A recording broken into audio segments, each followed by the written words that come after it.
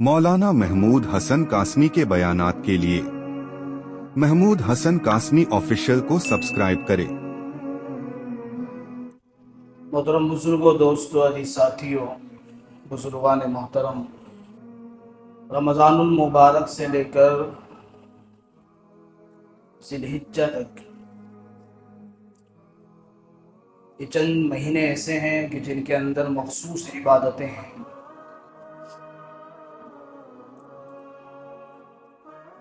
रमज़ान में रोज़ा रखना और तरावीह का पढ़ना और कुरान सुनना सुनाना और सदक़तुल फ़ित्र ये रमज़ान के साथ ख़ास है। फ़र्ज़ रोज़ा सिर्फ रमज़ान का ही फ़र्ज़ है और दूसरे अय्यामों में कोई रोज़ा फ़र्ज़ नहीं है। नफली रोज़े जितने चाहें इतने रखें, उसके लिए कोई मना नहीं है। मुस्लिम शरीफ की रिवायत हदीस में आता है, ईद के बाद, ईद के दिन नहीं, ईद के दूसरे दिन से अगर कोई 6 रोज़े रख ले, लगातार भी रख सकता है और शव्वाल के महीने में वक्फे वक्फे से भी रख सकता है। पूरे शव्वाल में 6 रखने हैं, एक साथ रख ले या अलहदा अलहदा रख ले। तो रमज़ान के 30 रोज़े, शव्वाल के 6 रोज़े, कितने हुए? 36 रोज़े। और उम्मत मोहम्मदिया के लिए अल्लाह ने यूँ कहा, एक नेकी करोगे फलहु आशरु अमसालिहा, 10 के बराबर अजर मिलेगा। तो 36 को 10 से ज़रब देंगे, मल्टीप्लाई करेंगे, कितना होगा? 360। मुफस्सिरीन ने और मुहद्दिसीन ने यूँ बयान फरमाया कि जिसने शव्वाल के 6, रमज़ान के 30, टोटल 36 रोज़े रखे, पूरे साल रोज़े रखने का सवाब मिलेगा। रमज़ान के तो रखते ही हैं, 6 मसला है सब, वो भी बिल्कुल रमज़ान से लगा हुआ महीना है, आदत बनी भी रहती है, मिजाज बना हुआ रहता है, तो रखने में ज़्यादा दिक्कत नहीं आएगी, रख सकते हैं। लेकिन शव्वाल चला गया है, ज़ीक़ात चल रहा है, अल्लाह मौका दे आइंदा साल करिएगा अमल इंशाअल्लाह हम सब।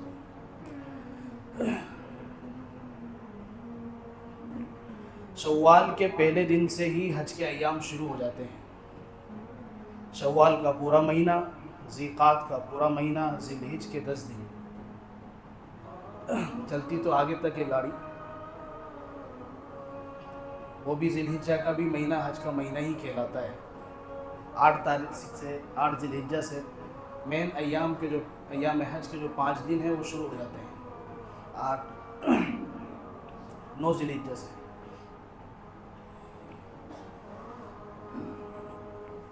बहुत से खुशनसीब हैं लोग जो हज की सआदत को जाके आए हैं, और बहुत से बदकिस्मत भी हैं जिनके पास सब कुछ है फिर भी नहीं जाते। 4 इबादतें हैं असल में, नमाज और ज़कात, रोज़ा और हज, है ना। मैंने हदीस पढ़ी आपके सामने, इस्लाम की बुनियाद 5 चीज़ों पर है। किसी भी तामीर या बिल्डिंग की तामीर की जो बुनियाद होती है, अगर वो कमज़ोर है तो उस पर लंबा स्ट्रेचर खड़ा नहीं किया जा सकता। माहिरीन तामीरात, इंजीनियर, आर्किटेक्ट आपको ये मशवरा देंगे कि ये काबिल नहीं है कि इसके ऊपर और दूसरी इमारतें तामीर की जाएं। तो हदीस में ये 5 चीज़ें बुनियाद बनाई है इस्लाम की, ईमान की। अगर ये 5 चीज़ें मजबूत हैं तो वाकई मुसलमान मोमिन है। कमज़ोर है ये तो ईमान वाला ही, फिर भी उनको मजबूत करने की ज़रूरत है। अब पहली चीज़ तो ईमान है, जो तो हमें मिल गया है, उसमें तो हमने कोई मेहनत नहीं करी, वो तो हम अल्लाह ताला ने माँ की गोद से हमें अता करा दिया, और इसकी वजह है, इसलिए हमें उसकी कदर नहीं है। जो चीज़ मेहनत और मशक्क़त से हासिल होती है उसकी कदर भी होती है। खैर, तो 4 इबादतें हैं, नमाज, रोज़ा, نماز، زکوٰۃ، روزہ اور حج۔ ان 4 عبادتوں میں 2 عبادتیں تو جلالی ہیں، جس میں اللہ کا جلال بہت ہے۔ پہلی نماز، حدیث میں آتا ہے کہ جو نماز میں ادھر ادھر دیکھے گا، نظروں کو گھمائے گا، بہت سی عادت ہوتی ہے نا، نیت باندھ کے سب کاؤنٹنگ کرتے رہتے ہیں، کتنے لوگ آئے ہیں، جس سے مجھے ملنا تھا وہ ہے کہ نہیں ہے، بات ہوئی تھی کہ مغرب میں آ جائیں گے تو ذرا نظر گھما کے دیکھ لوں ہے نہیں ہے، تو ادھر ادھر لگتا نہیں ہے بہت سے کو تو دیکھ کے کہ یہ نماز بھی پڑھ رہے ہیں کہ نہیں۔ کسی کا موبائل بج گیا تو وہ فون نکال کے اس کو بند کرے گا پہلے، پھر اس کو رکھے گا۔ مسئلہ یوں ہے، اگر آپ کو یہ لگے کہ وہ نماز نہیں پڑھ رہا ہے تو اس کی نماز ٹوٹ جائے گی۔ کیا مسئلہ ہے؟ اگر جو نماز نہیں پڑھ رہا اس کو یہ لگے جو نماز پڑھ رہا ہے کہ یہ نماز نہیں پڑھ رہا ہے یا یہ نماز میں نہیں ہے، یعنی عمل کثیر اس نے کیا۔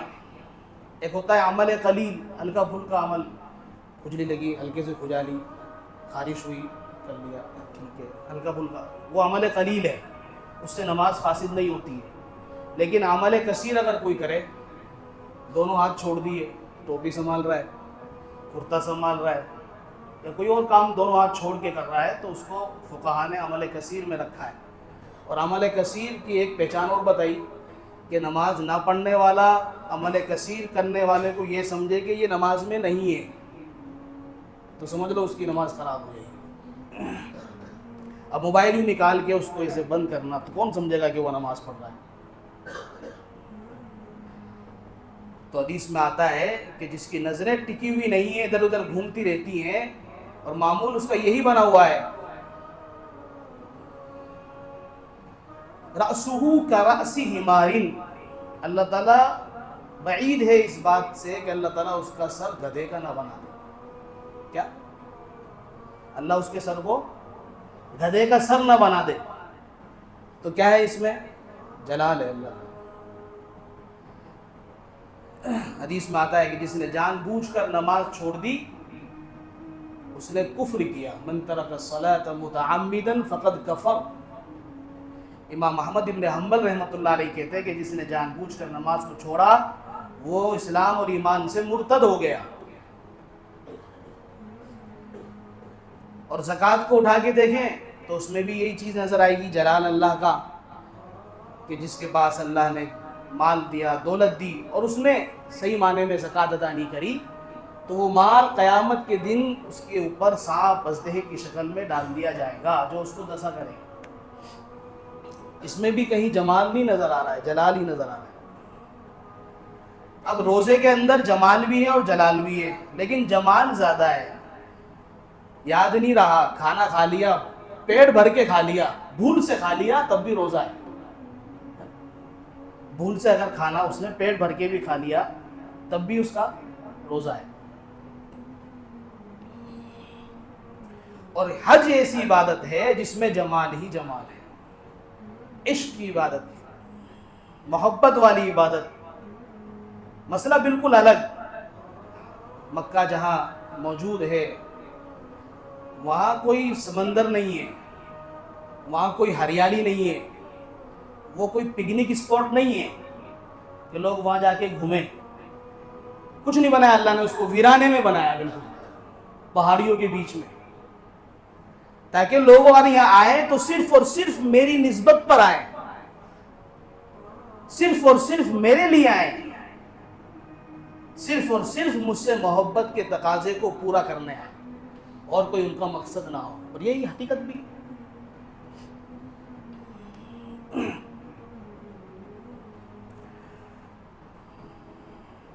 جس شخص کے پاس اللہ تعالیٰ نے مال کی وسعت دی ہو، جس کو اللہ تعالیٰ نے مال سے نوازا ہو، صاحب وسعت بنایا ہو، تو سب سے پہلے اس کی کوشش یہ ہونی چاہیے کہ وہ جو حج فرض ہوا ہے اس کو ادا کرے۔ سرکاری محکمے سے جو رقم طے کی جاتی ہے حج کی، تقریباً 4.5-5 لاکھ روپے. کتنی ہے ابھی اس سال کی؟ معلوم ہے کسی کو؟ 4.5 ہے 5 ہے؟ 4.5. 4.5 لاکھ روپے اگر کسی کے پاس ہیں، بینک بیلنس کی شکل ہو، زیورات کی شکل ہو، یا مال تجارت ہو، سمجھ رہے؟ بینک بیلنس ہو، کیش رقم ہو، یا اس کے پاس زیور ہو. زیور اس کے پاس نہیں ہے، اس کی بیوی کے پاس ہے. یہ طے کرنا پڑے گا کہ مالک کون ہے. اگر بیوی مالک ہے تو بیوی کے اوپر، اور اگر شوہر خود مالک ہے تو شوہر کے اوپر. بینک بیلنس، زیورات، سونا چاندی اور مال تجارت اگر 4.5 لاکھ روپے کا ہے تو اس کے اوپر حج فرض ہے. اس کو حج کرنا پہلی فرصت میں ضروری ہے. جو میں نے آیت پڑھی آپ کے سامنے، وَلِلَّهِ عَلَى النَّاسِ حِجُّ الْبَيْتِ مَنِ اسْتَطَاعَ إِلَيْهِ سَبِيلًا. حج اس پر فرض ہے جو وہاں تک پہنچنے کی طاقت اور وسعت رکھتا ہو. پہلے کے زمانے میں لوگ اونٹ اور گھوڑوں سے سفر کیا کرتے تھے تو اس کا خرچ الگ ہوا کرتا تھا. اور حج کے یہ 3 مہینے بھی اس لیے بنائے شوال کی پہلی تاریخ سے، تاکہ لوگ دور دراز سے جس طریقے سے بھی آنا چاہیں آسانی سے وقت کی گنجائش کو لے کر وہاں ایام حج سے پہلے پہنچ جائے. آج کے زمانے میں فلائٹ کا خرچ ہے، بہت سی جگہ سمندری جہاز کے ذریعے سے بھی جایا جاتا ہے، اور بہت سی جگہوں پر بائی روڈ خشکی کے راستے سے بھی جایا جاتا ہے. تو جو آدمی جہاں رہ رہا ہے اور وہاں کی جو ترتیب ہے جانے کی، دونوں ہو سکتی ہے، جہاں پانی کا جہاز بھی اور ہوائی جہاز بھی، تو اس کے خرچے برداشت کر کر ماں پیچھے جو اس کے لوگ، اس کے گھر والے، اس کے اہل خانہ جن کے اوپر اس کی ذمہ داری ہے، جتنے دن کا اس کا حج کا سفر ہے اتنے دن کا خرچہ وہ وہاں پر چھوڑ سکے، تاکہ اس کی غیر موجودگی میں اس کے گھر والے پریشان نہ ہو. ایک چیز یہ بھی. تیسری چیز، بیمار نہ ہو، صحت مند ہو، تندرست ہو. اور چوتھی چیز، کسی قسم کا اس کے اوپر قرضہ نہ ہو. لیکن قرضے سے مراد تجارتی جو قرضے ہوتے ہیں وہ نہیں ہیں. اس میں آج کل لوگ بڑے بڑے کاروبار کرتے ہیں، بڑے بڑے ٹرن اوور ہوتے ہیں ان کے، تو وہ قرضہ شامل کر لیں تو وہ قرضہ شامل نہیں ہوگا.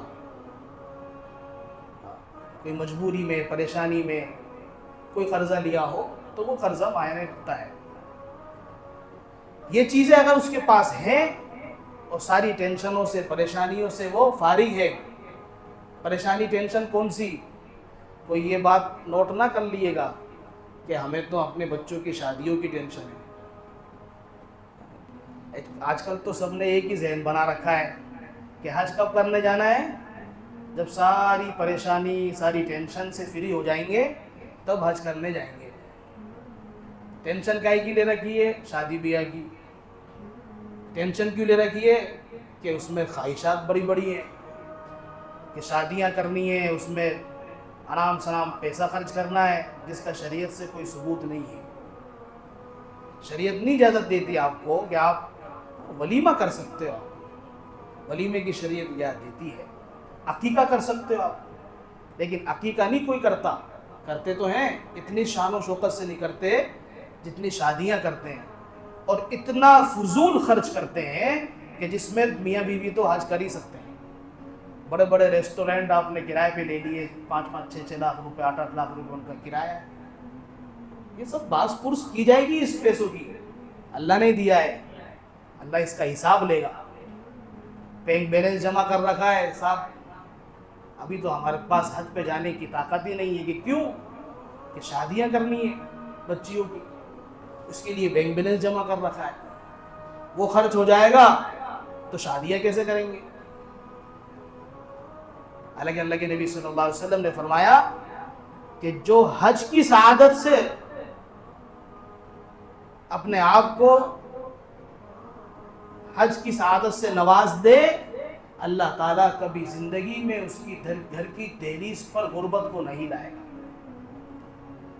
کبھی نہیں دیکھا ہوگا کہ کوئی حاجی آ کے نا مفلسی کا شکار ہو گیا ہو اور اس نے لوگوں سے دست دراز بڑھا دیا ہو، کبھی نہیں دیکھا ہو۔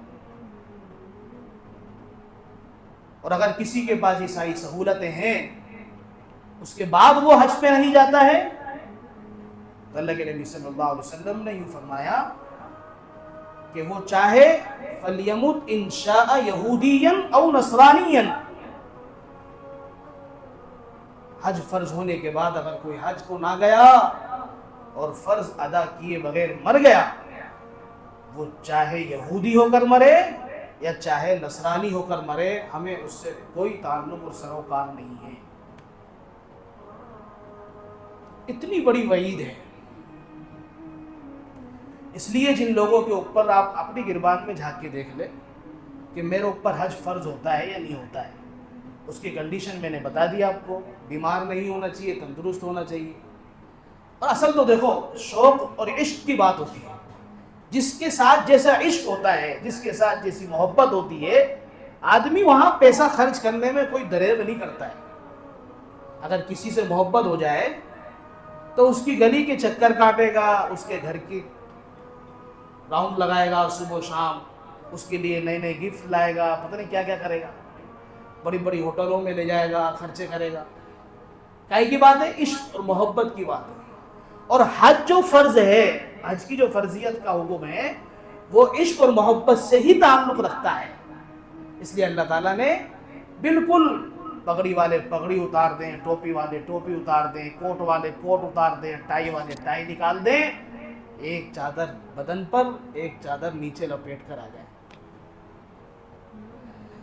مالک بن دینار رحمت اللہ علیہ گھر سے باہر نکلے تو دیکھا کہ ایک آدمی جس کے دونوں پیر چپکے ہوئے ہیں اور گھسٹتا گھسٹتا گھسٹتا جا رہا ہے۔